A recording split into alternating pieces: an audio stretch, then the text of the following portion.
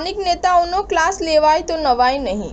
અમિત શાહ બપોર પછી રાજકોટના હીરાસર એરપોર્ટ પર આવશે। ગેમ ઝોન અગ્નિકાંડની માહિતી મેળવી શકે છે। રાજકોટ ટીઆરપી ગેમ ઝોન અગ્નિકાંડમાં 27 લોકોના મોત મામલે રાજકોટ ક્રાઇમ બ્રાન્ચ દ્વારા તપાસ કરવામાં આવી રહી છે। ક્રાઇમ બ્રાન્ચની તપાસમાં રાજકોટ મહાનગરપાલિકાના 4 અધિકારીઓ જવાબદાર હોવાનું સ્પષ્ટ થયું છે, જેને લઈને ચારેય અધિકારીઓ સામે પોલીસ ફરિયાદ નોંધાવ્યા બાદ તેમની ધરપકડ કરવામાં આવી છે, જેમાં રાજકોટ મનપાના તત્કાલીન ટીપીઓ મનસુખ સાગઠિયા, એટીપીઓ મુકેશ મકવાણા અને ગૌતમ જોશી તેમજ fire station officer Rohit Vigora સામે પોલીસ ફરિયાદ નોંધીને તેમની ધરપકડ કરાઈ છે। મનપા બાદ હવે પોલીસ વિભાગના અધિકારીઓ સામે કાર્યવાહી થઈ શકે તેવું સૂત્રો પાસેથી જાણવા મળી રહ્યું છે।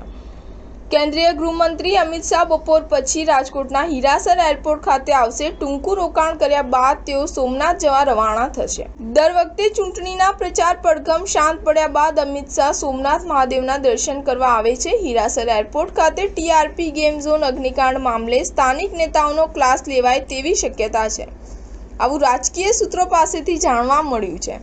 અગ્નિકાંડ મામલે અધિકારીઓ પાસેથી માહિતી મેળવી શકે છે। બપોરના સમયે પદાધિકારીઓ હીરાસર એરપોર્ટ પર દોડી જશે।